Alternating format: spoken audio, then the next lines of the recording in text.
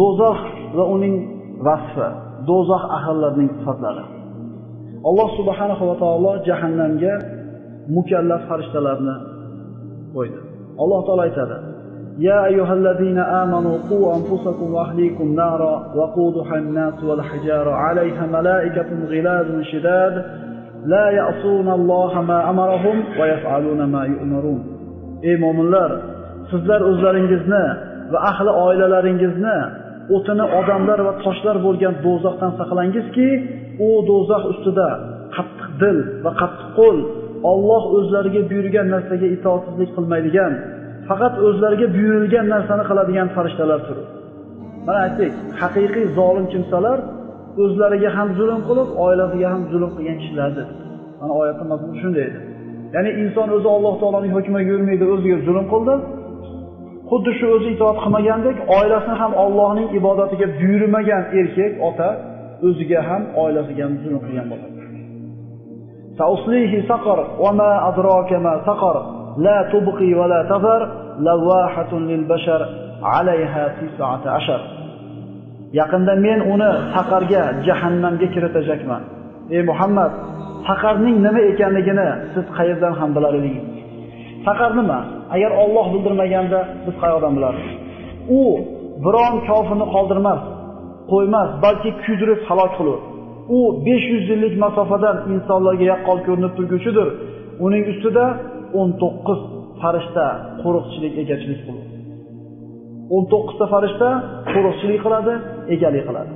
Jahannamning zaboniyalari, jahannamning farishtalari Odam alayhisalomdan boshlab qiyomatgacha yashayotgan milliardlagan odamlarni azoblashlik ishini bor yo'g'i 19 ta farishta uddasidan o'tadi. Alloh taolo nimaga 19 ta qildi? Mana keyingi oyatda bayon qiladi. "Va ma ja'alna ashaban nari illa malaika va ma ja'alna iddatahum illa fitna." Biz faqat farishtalarni do'zax egalari, qo'riqchilarini qildik va biz faqat kofir bo'lgan kimsalarni sinash uchun u farishtalarning panohini 19 ta qildik.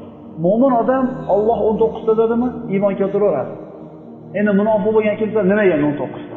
Nimaga 21 ta emas, nimaga 18 ta emas? Alloh taolo aytib qo'yapti, fitnaga solishlik uchun, ularni sinashlik uchun. Jahannamning kengligi, uning chuqurligi. Jahannam nihoyatda keng.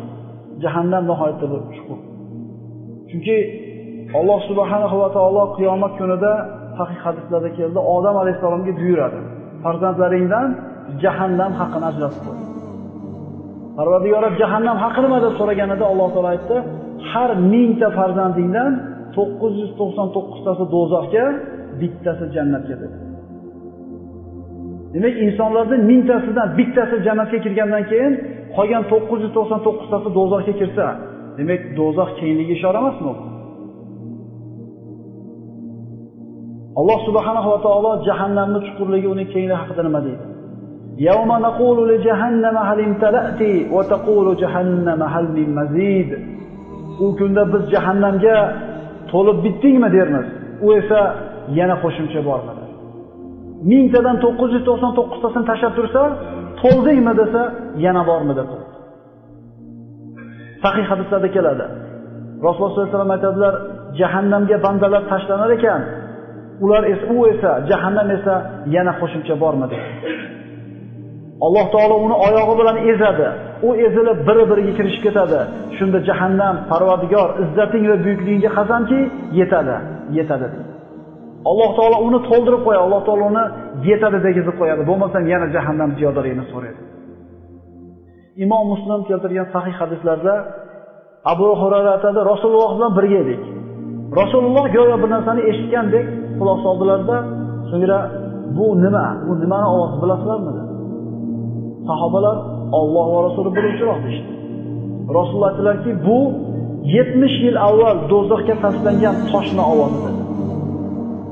Tasavvur qilingki, bir toshning chuqurligiga qarab quloq tursa, 70 yil muddat qancha tezlikda, qancha chuqurlikka tushib borsa, jahannamning chuqurligi mana shuncha bo'ladi. Jahannamning chuqurligi shunday bir katta. Uning darakatlari bor. Mana jannatning darajalari bor deyiladi, jahannamning darakatlari bor. Daraja degani arab tilida yuqoriga ko'tarishni aytadi. 4-daraja, 5-daraja, tevaga qarab chiqib ketish. Endi darakat deb pastga qarab tushib ketishni aytadi. Jannat yuqoriga qarab ko'tarilib darajasi bo'lsa, jahannam pastga qarab bo'ladi. Innal munafiqina fi darkil asfali minan nar, falan tajida lahum nasira. Albatta munofiqlar do'zaxning eng tuban joyida bo'lurlar va ular uchun biror madadkor topa olmadi. Qiyomat qoyim bo'lganda, deydi Alloh taolo, Fir'avnni eng past, jahannamning eng tubiga qamayiladi. Jahannamning eng past qismida munofiqlar bo'ladi va Fir'avn bo'ladi. Jahannamning eshiklari bor. Va inna jahannama lamaw'iduhum ajma'in, laha sab'atu abwabin likulli babin minhum juz'un maqsum. U kimsalarning barchalari uchun va'da qilingan joy shak shubhasiz jahannamdir. Uning 7 darvozasi bo'lib, har bir darvozadan ularning bir to'dasi kiradi. Ali ibn Abi Talib aytadi: Jahannamning eshiklari bizni dunyoyimizga eshigiga yonma-yon turmaydi. Jahannamning eshiklari birini ostida, ikkinchisini ostida, uchinchisi pastga qarab, tabaqama-tabaqa pastga qarab tushib ketadi.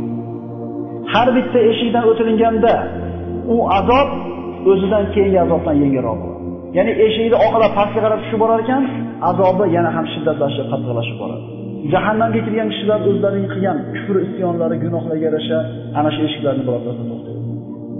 Jahannamning istig'i, tutuni va qattiqligi. Albatta bu haqida juda ko'p hadislar, juda ko'p oyatlar keltirilgan, lekin vaqt tejashlik maqsadida qisqa bitta oyat, bitta hadis berib ketilgan. Va ashabush shimali ma ashabush shimal fi samumin va hamim va zillin min yahmum la baridin va la karim. Chap tomon egalari. Chap tomon egalari bo'lmoq ne baxtsizlikdir. Ular do'zaxdan tinimsiz esib turadigan, badanlarni ilma-teshik qilib yuboruvchi samum shamoli va qaynoq suv ichida va na salqin, na foydali bo'lmagan qora tutundan iborat soya ostida. Ularning soyasi ham mana shu jahannamning o'tidan bo'lgan, jahannamning tutunidan bo'lgan soyadir. Ularning salqini o'zi azob bo'ladi. Intaliqu ila zilli thalathi shu'ab la dalilin wa la yughni min al-lahab innaha tarmi bi shararin kal qasr ka'annahu jimalatun sufr. Jahannamda yonayotgan do'zaxlardan ko'tarilayotgan badbo'y tutundan iborat. Osmonga o'ralgan sari bo'linib ketgan 3 bo'lakli, hech qanday salqinlik bermaydigan va do'zax alangasi ham to'smaydigan soyaga boringlar. Darvoqe u jahannam har tomonga har biri qasrdek, xuddi sariq tuyalarga o'xshagan uchqunlarni otib turadi. Qasrdek keladigan uchqunlar otib turadi, bu sariq tuyalarga o'xshaydi. Kitobda, sunnatda do'zaxlarning sifati mufassal bayon qilinadi. Dunyoda solih kishilarning peshvolari bo'lgandek, fojir kofirlarning ham peshvolari bor.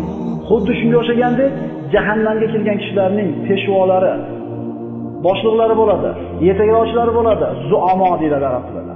Peshvolari bo'ladi. Shubhasiz jahannamning peshvolarining eng kattasi iblis alayhi la'nat. Avalau kana ash-shaytonu yad'uhum ila azabis sa'ir. Agar shayton ularni o't azobiga chaqirib turgan bo'lsa ham, inna ash-shaytona lakum aduwwun fattakhiduhu aduwwa innama yad'u hizbahu liyakunu min ashabis sa'ir. Aniqki shayton sizlarga dushmandir, bas uni dushman tutinglar. Shak shubhasiz u o'z firqasini, ya'ni o'ziga ergashgan kimsalarni do'zax egalari bo'lish uchun da'vat qildi. Odam alayhisalom tufayli iblis jannatdan quvilganidan keyin Alloh taologa va'da berdi. Qiyomatgacha o'lmaslik xatini Allohdan olgandan keyin, qiyomatgacha o'lmasligini va'dasini olgandan keyin Alloh taologa qasam ichib va'da berdi. Izzatingga qasam, shu odam tufayli haydardimmi? Shu odam bolalarini, zurriyotlarini oldidan ham, ortidan ham, o'ngidan ham, chapidan kelib ko'pini adashtiraman, juda ko'pchiligini senga ergashmayotgan holda topasan. Hozirgi kunda qarab turadigan bo'lsangiz, odamlarning juda ko'pchiligi Allohga itoat qilmayotganligini ko'ramiz. Hatto musulmonman deyotgan, namoz o'qiyotgan ba'zi bir odamlarni ham hayotda qilayotgan ishga qarasang, u iymoni, dini, namozi taqozosi bilan yashamayotganligini ko'rasan. Alloh taolo senga ergashganlar bilan jahannamni to'g'ritadi.